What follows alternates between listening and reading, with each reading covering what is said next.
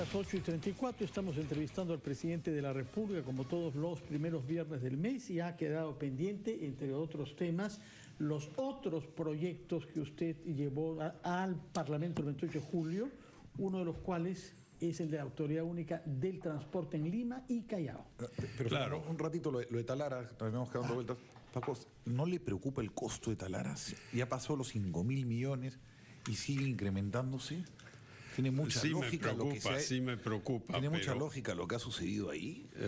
Me preocupa, pero ¿cuál era la alternativa cuando llegamos nosotros al poder?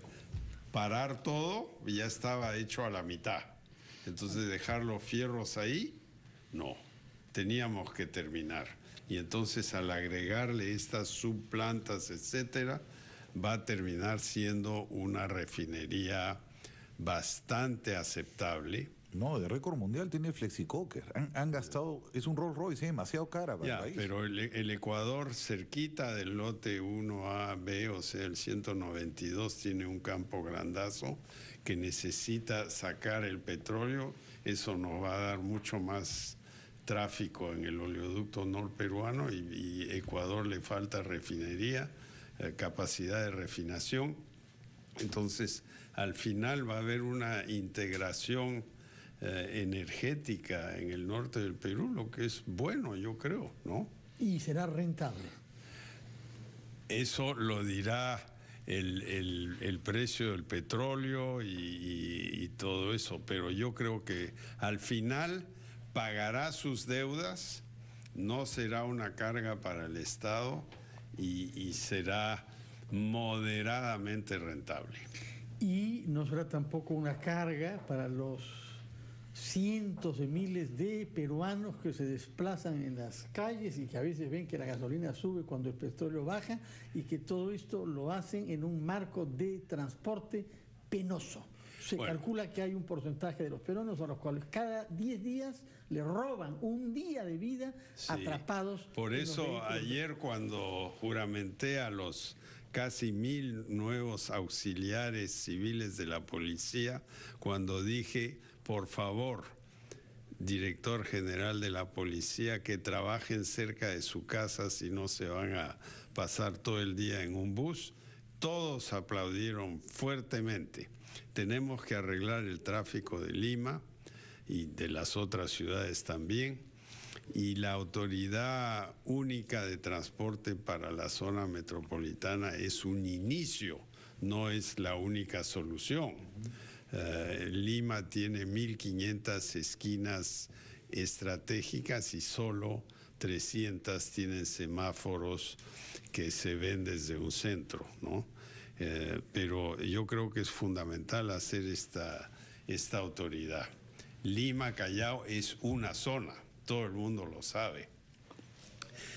Otra medida que propusimos fue arreglar una propuesta que habíamos hecho al Congreso y que se había desechado, que era las expropiaciones de terrenos en grandes obras de construcción, que se había desechado para proteger a grupos nativos, etcétera, pero en realidad esto tiene que ver con las grandes carreteras de la costa y de la sierra, y yo creo que eso es una propuesta muy razonable. La otra es el tratamiento de las aguas servidas, que en el Perú es solo un 15-20% de las aguas servidas se tratan, van a los ríos, al mar, al lago Titicaca. Urge hacer una reforma y para hacer eso se debe poder concesionar ese servicio, ¿no? Que en ese momento está en manos de las municipalidades, ¿no? Claro, y ellas no tienen ninguna capacidad de construir plantas. Lo de Puno y Quitos es una tragedia. Es casi un crimen, diría yo, ¿no? Entonces, por eso propusimos eso en un decreto legislativo que fue aprobado salvo esa cláusula. Queremos volver a meter eso ahí, porque no tenemos plata para hacer todo. Y digamos, la Chira, la otra planta de tratamiento al norte de Lima, la del río Chillón, todo eso ha funcionado bien.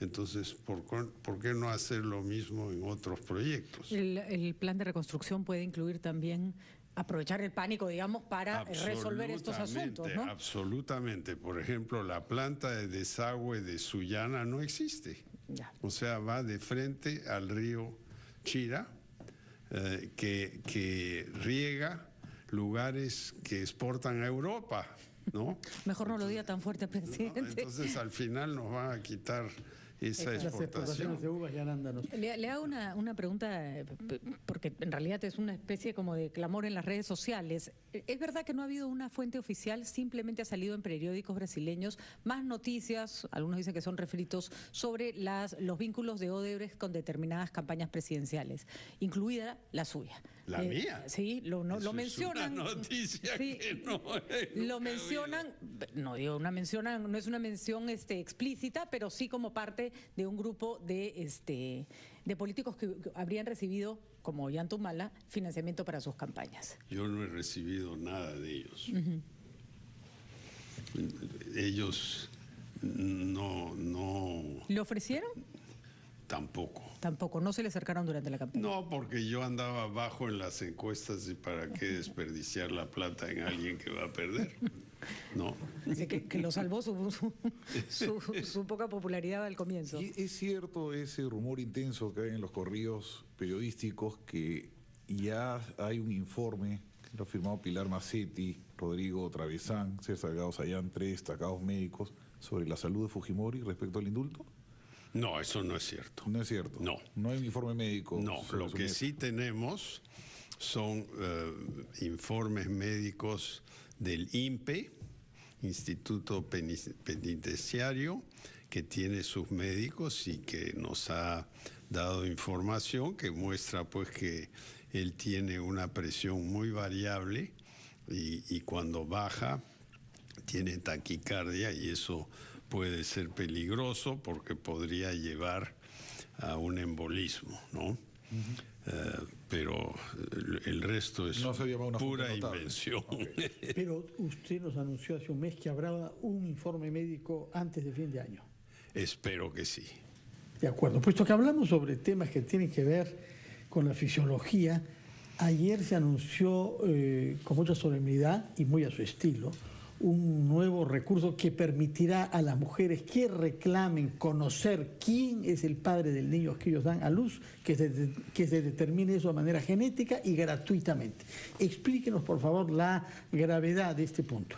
Claro, el Perú está lleno de padres picaflores que después se desaparecen y el sistema judicial está lleno de juicios por alimentos de tipos que no pagan, ¿no?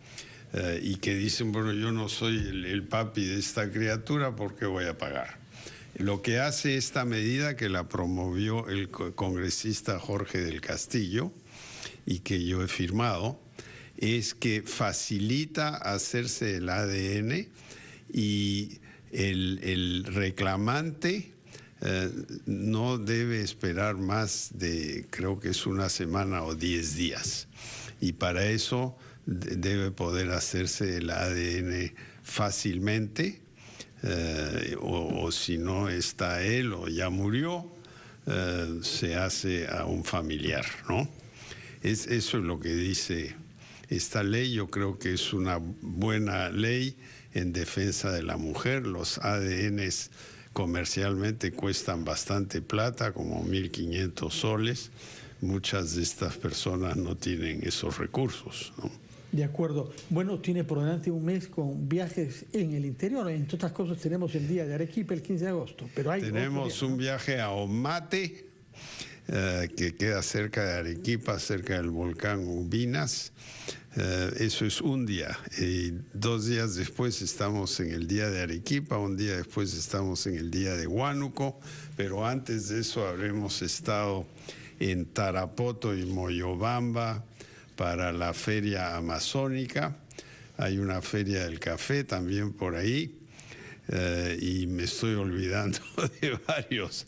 Y después en octubre en septiembre, hay que ir a las Naciones Unidas en vista de estos problemas en Venezuela. Yo creo que es importante aparecer por ahí. ¿Viajará usted mismo? Yo mismo viajo personalmente, como dicen. Y el protocolo del Vaticano es que si viene el Papa a un país, el jefe de Estado de ese país personalmente va y lo invita. Yo ya lo invité por carta, él me contestó, ya está toda su visita organizándose, y entonces de Naciones Unidas para ahorrar viajes me iré rapidito a Roma. El problema que hay es que el único vuelo conveniente es al Italia, y en el Financial Times leo que Alitalia está colapsando, no sé cómo voy a llegar. Y huelga preguntarle sobre su salud, ¿no? Sí, pero pídele al Papa, por favor, que se pronuncie sobre Venezuela. Ya se pronunció. Ya. Hoy día se ha pronunciado. ya. Ha dicho que rechaza era hora, ya. la O sea, no Asamblea es necesario que yo se lo pida. Sobre su salud ya no vale la Un pena encargo preguntarle, menos. ¿no? Porque con todos estos viajes me parece que hay pocas Estoy dudas. perfectamente bien. Quiero hacer una locura y es trepar un cerro alto, porque hace años que no he trepado cerros altos, pero eso requiere pues 10 días de preparación. El último cerro alto que trepé fue el Sarasara, que tiene la altura del Misti. Estamos hablando por encima de 5.000 y el metros, ¿no? Misti, que es lindo, precioso, pero en realidad casi no hay nieve ahí arriba. Entonces, no sé, estaba pensando el Chachani, que habría que subir por atrás, que es 6.200, o si fuera muy, muy, muy ambicioso, el Coropuna, 6.600. Presidente. Pero ahí necesitamos 15 días. Debe ser el presidente más elevado del mundo. Ajá. Mi respeto. Nosotros solo llevábamos al Pastor Uri, que por cierto ya no existe tampoco, porque Sí, desapareció. quedan 4 ¿no? piedras. Sí, Muchas gracias por su exactamente. presencia, por sus respuestas, señor Pedro Pablo Kuczynski, presidente, creo que es 38º presidente constitucional.